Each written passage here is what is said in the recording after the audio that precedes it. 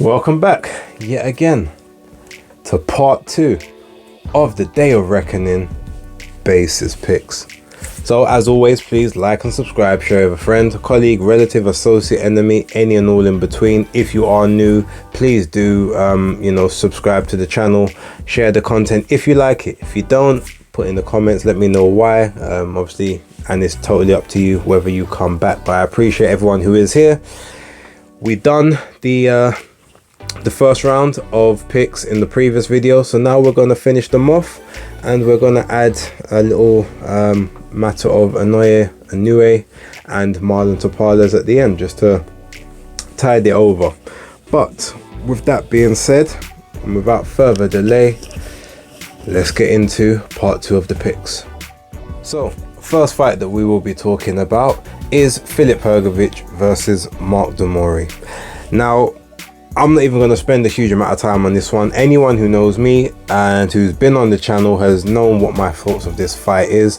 I think it was farcical that this fight was allowed by the IBF, the same IBF that chose to tell Jai Opetaia that he couldn't have a keep busy fight while his mandatory was not able to fight, and they even had a deal in place for the mandatory to fight next year. You couldn't allow him to do that, but you allow your interim champion, your #1 mandatory contender for the world heavyweight title, to fight someone that definitely was not ranked in your top 15 as his keep busy fight. Y'all are a bunch of, anyway, let me not use any certain language on here, but you are disgraceful, and Hrgovic is disgraceful for accepting this fight or choosing this fight, if that is actually how it happens. There was much better people on this card he could have chosen. There's much better opponents he could have chosen. Hell, he should have chose someone like Jermaine Franklin. That would have been a decent enough test. I would have accepted a Jerry Forrest more than this. Kubrat Pulev is still around, or even Tavel Pulev if he wants to come up from cruiserweight. There was other people that you could have chosen as opposed to choosing Mori. So without even going into what they do well and what they don't do well, this is the easiest cherry pick in the world. There's absolutely no way that Hrgovic doesn't win this fight, and there's no way that he doesn't win this fight within inside the first 4 rounds. Initially I had a bet on Bet365 that he would win within rounds 1 to 3. They voided the bet. They said those odds were too easy for that. They don't even have that option anymore. My second choice, I went rounds 3 to 4 because I think that he might decide to take his time here. But realistically, this should be a 1 to 2 round job maximum. But I do think by the 4th round, without a shadow of a doubt, there will be a brutal knockout taking place in this fight. So yeah, I'm gonna go rounds 1 to 4, but let's say I'm gonna say round 3, just to sort of try to have a pick there. But ultimately, that's the pick. Hrgovic by brutal KO, probably including several punches to the back of the head, which he's quite known for at this stage of his career. And yeah, Mori goes down, can't get up, or he goes down and the ref waves it off. But either way, Hrgovic, very easy victory and the easy way to open the show. So moving on from that farce, we've actually got a very intriguing fight taking place next, which is Arslanbek Makhmadov versus Ajit Kabayel. Now, I was one of the first people you would have heard speak about Arslanbek Makhmadov. I had been speaking about him since 2018, 2019. You'll hear me on numerous other channels talking about Makhmadov.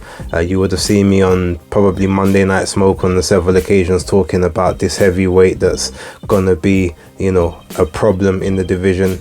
Look, he has been avoided somewhat, but he's also not doesn't help himself because obviously he's based out of Canada, and the Canadian guys don't get the same level of opportunity as the sort of the Americans, or I guess the Brits. They have the Eye of the Tiger promotions. They have their deal with Top Rank, which has mean he's been able to get a bit more active and get onto more American shows, so his talents have been seen a bit more. He was also out in Riyadh back in October on the Fury versus Ngannou undercard. So his name and he's getting sort of more recognized at this point. Now with this fight, he was a very a prominent amateur for the Russia amateur squad, and he was also in the the World Super Series of Boxing, so the WSB, where, you know, they used to do the five round thing in the heavyweight. So he was in the super heavyweight category, so he's had a lot of pro experience even before he actually turned a pro. And he was a very long amateur career as well. He's still relatively new and fresh in the pro ranks, but he is getting on at the age of 34 at present. But he's just his body composition doesn't really, you really wonder sort of how he functions. He's got these really long arms, he's got this really tiny head with a massive neck, massive body, but he just got this long reach. Everything just looks off, but everything just basically means that there's power. He's got power in both hands.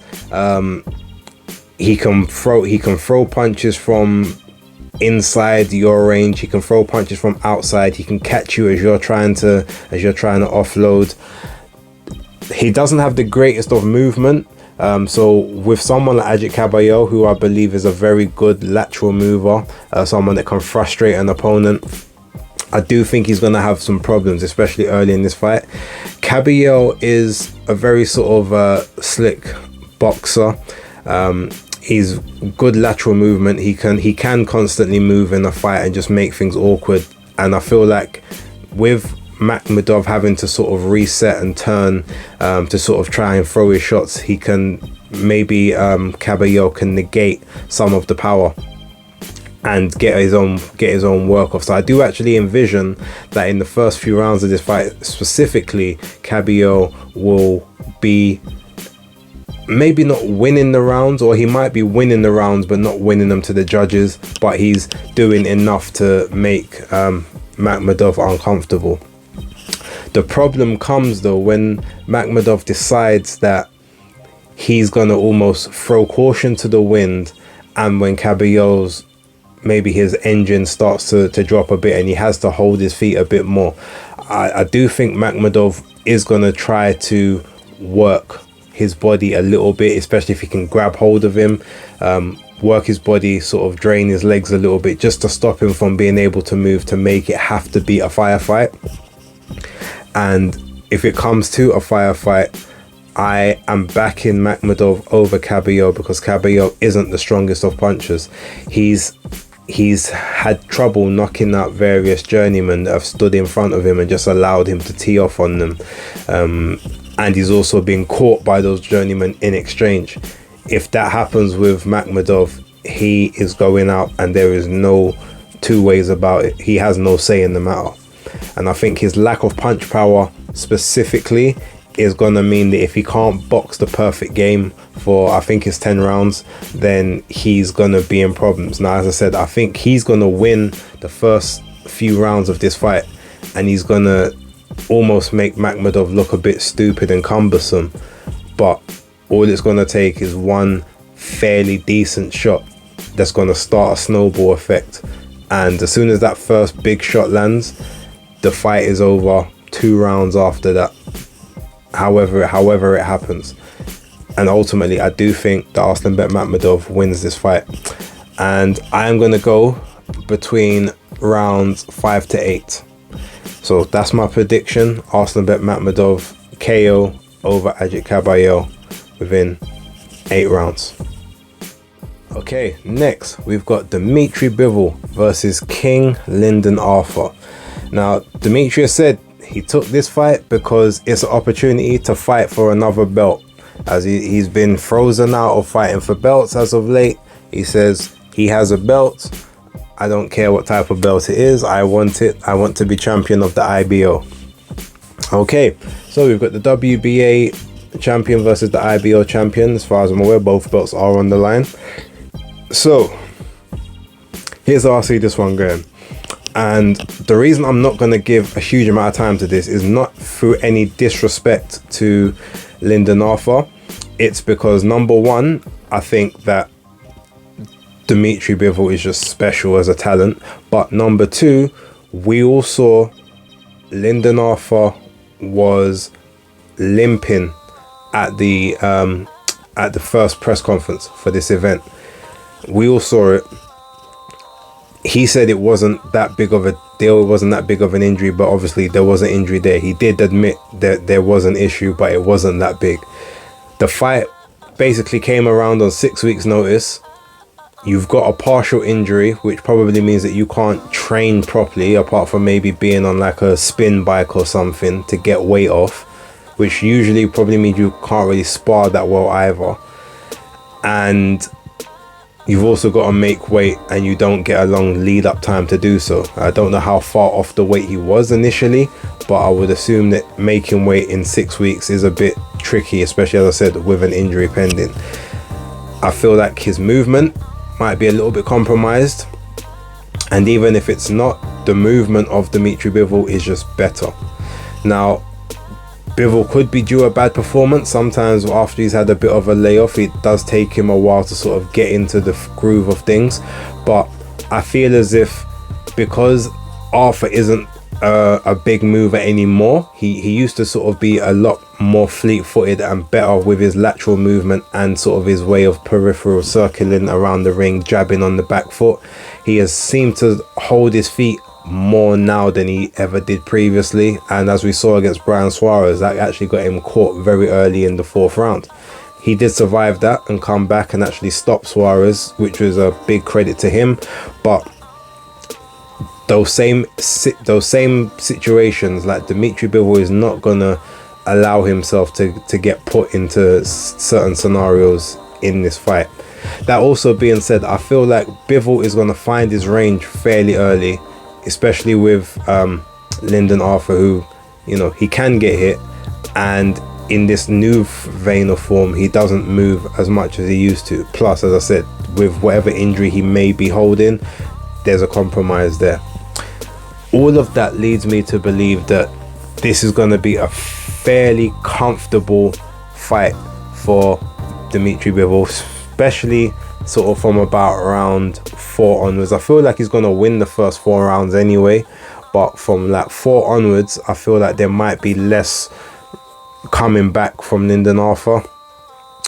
And ultimately, I feel like Lyndon is going to not so much try to survive, but he's going to just try to pick spots.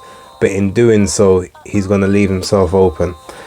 And towards the back stretch of this fight, where he does, you know, he can tire, Dimitri is a lot more disciplined in his work rate and methodology of going about things. So I do actually believe that Dimitri Bivol gets his first stoppage since 2018 in this fight.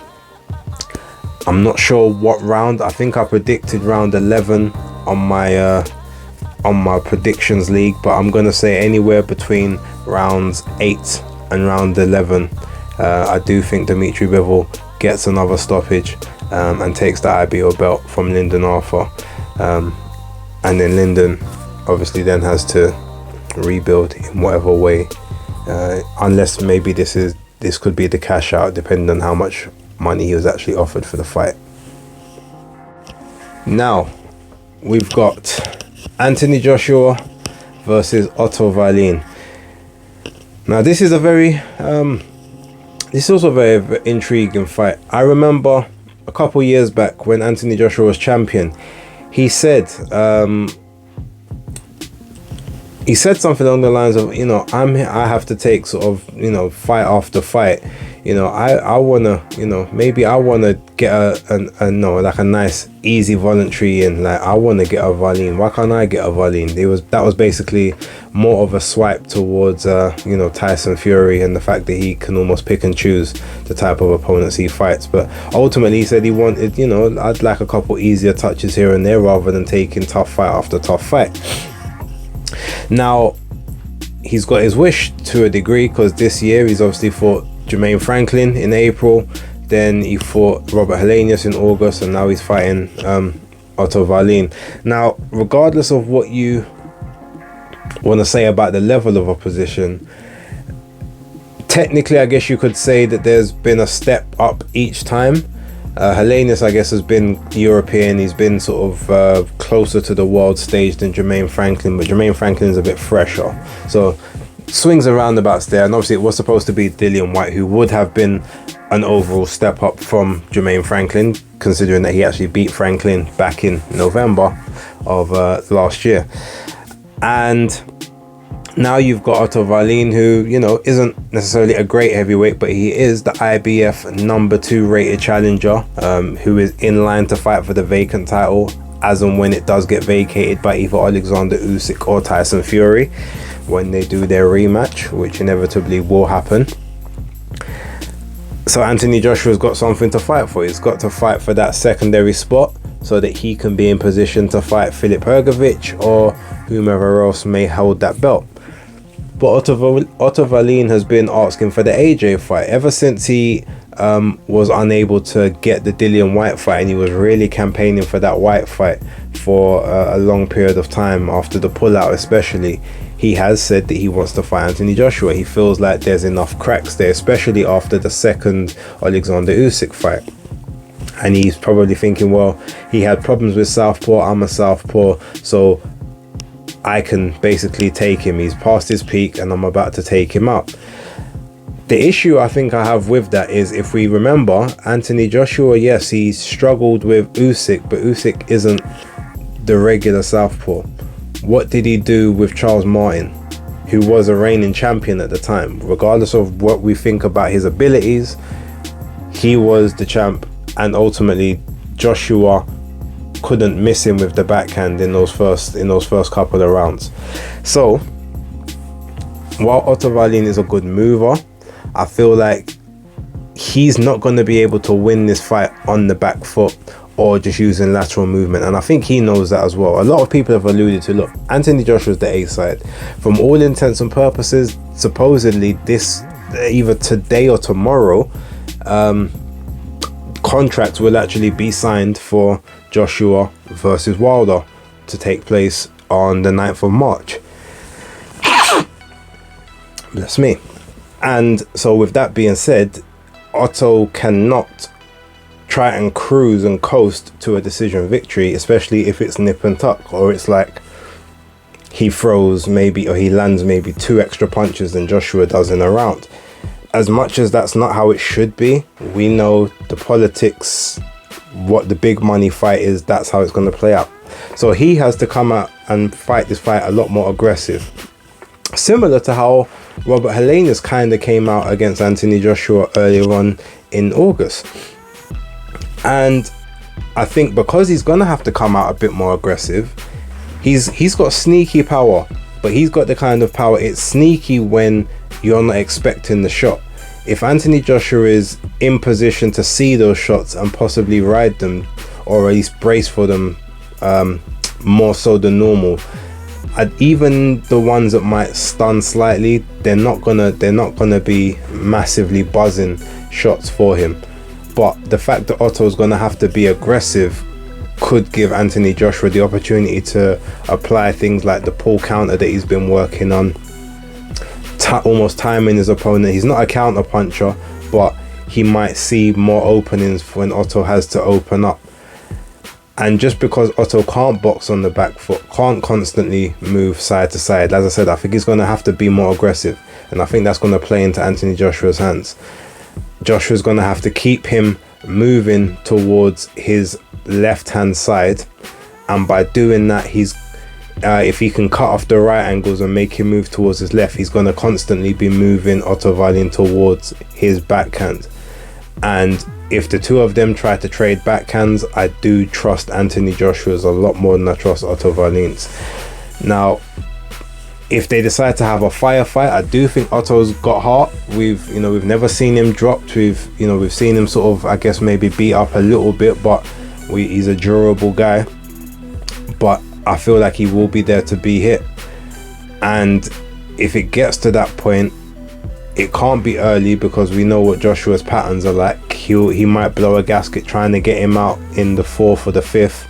then he's going to just have to box and move for several rounds after that. But I do think that by the 8th or the 9th round, Anthony Joshua is going to be able to get that second wind. He's going to be able to suitably finish breaking down Otto Wallin. The movement is going to have to stop. Otto's just going to have to stand, plant his feet and trade, because he can't rely on a points decision win in this particular bout. And I think that's where he's going to ultimately gamble everything and have it taken away and get caught and taken out. Whether it's one shot that results in a flurry and a ref stoppage, or he gets laid out on the canvas like Dominic Brazil and Dillian White and sort of those kind of guys. I do see Anthony Joshua winning this one by stoppage, and I do see it around about sort of the 8th, 9th, 10th round at a push. But yeah, between the 8th and the 9th, that's my prediction. Let me know what you guys think.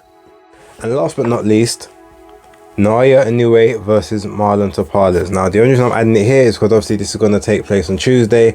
I don't want to do a separate video for it. I actually give Tapales a lot more of a chance than other people, purely because stylistically, I actually think Tapales is a harder fight for Inoue than both Fulton and Akhmadaliev would have been, just based on styles. That being said, he's also a guy that's come up through the weights as well, Marlon Tapales, and he does have a penchant of getting dropped in fights. I think he's been down in 4 fights in his past to people that don't hit as hard as Inoue. So without going through a huge technical breakdown, I do think that Tapales is gonna cause and pose Inoue some problems, especially in those sort of the first 4 to 5 rounds. They will be competitive. Inoue will win some. I think Tapales will win some. He's not going to allow Inoue to just have his way with him, the same as like Butler did, and some of those other people. I don't think he's gonna take the bullying to the same level as Inoue did, especially in those first rounds. But I do see him sort of getting worn out and broken down from round sort of 5, 6 onwards. But because he's tough, even if he goes down, I do think he's going to stick around and hang in there for as long as possible. But I think that between rounds 10 and 11, Naoya Inoue is going to get the knockout and become a 2-weight undisputed champ inside 12 months and 2 weeks, and thus probably cement himself as the #1 pound for pound fighter and fighter of the year in most people's minds. That's my prediction there. Leave yours down in the comments below. Let me know what you think of all the predictions I've had. Maybe you think that I'm way off. Maybe you think that I'm spot on. Leave it down below. Let me know. More content to come. Don't forget the watch along will take place tomorrow. Anytime from 7 until 8 o'clock. It's set for 7:45 at the minute, but it just depends on what fight is happening at the time, because I do want to there's certain fights have to be there for the watch along. But with that being said, thank you very much for watching. Hope you enjoy the rest of your day, and that's Basis Picks for Day of Reckoning locked.